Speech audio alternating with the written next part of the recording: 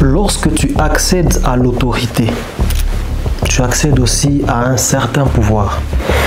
Certes, l'autorité vient avec le devoir de répondre à certaines responsabilités, et d'ailleurs, c'est de là que vient ce principe-là d'autorité, puisque finalement, il est question de prendre une personne ou un groupe de gens pour s'occuper de la tâche visant à la bonne gestion de la chose commune au groupe de gens qui les ont choisis pour occuper cette fonction-là.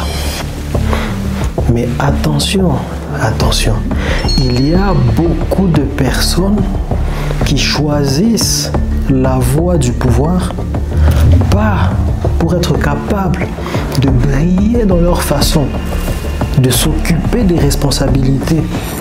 Ces responsabilités-là qui sont censées rendre service au groupe de gens qui attendent cela d'eux.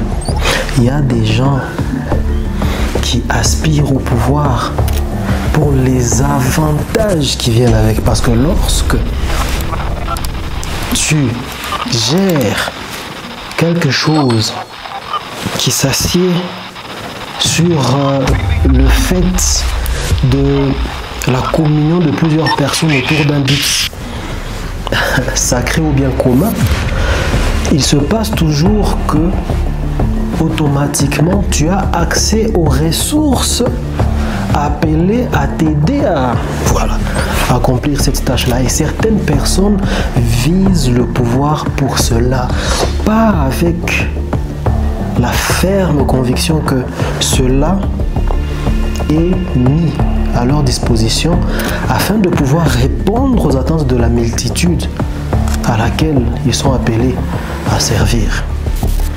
C'est pourquoi, par exemple, au niveau des pays, au niveau des États, on peut aller jusqu'à dire qu'il y a des hommes de pouvoir et il y a des hommes d'État. Et souvent, les hommes d'État sont très rares. Parce que nous tous, on a été séduits par cette idée que, voilà, quand tu es un chef, ça doit t'offrir, voilà, tous ces plaisirs qui viennent avec.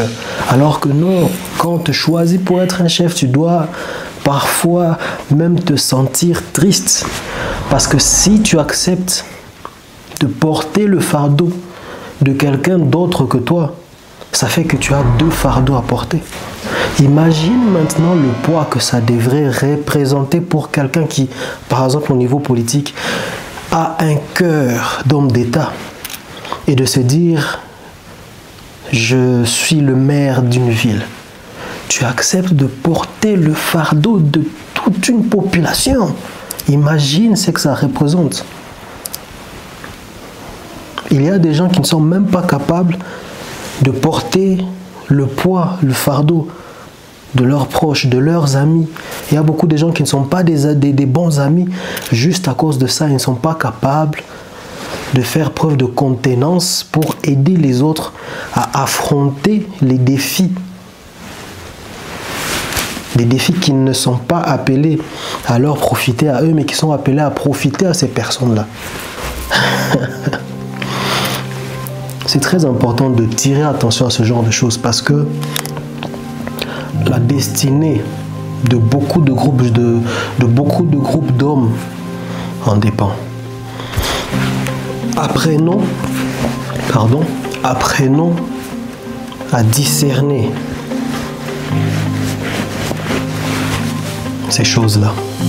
À savoir que lui, c'est quelqu'un qui a une âme imbibé de l'envie de servir, de briller dans sa capacité à délivrer ce qu'il faut pour que les personnes qui dépendent de lui se sentent épanouies. Apprenons à discerner, à voir ça, les signes sont clairs. C'est quelqu'un qui est avide des avantages qui viennent avec le fait d'accéder à l'autorité. Force à toi ma soeur, force à toi mon frère.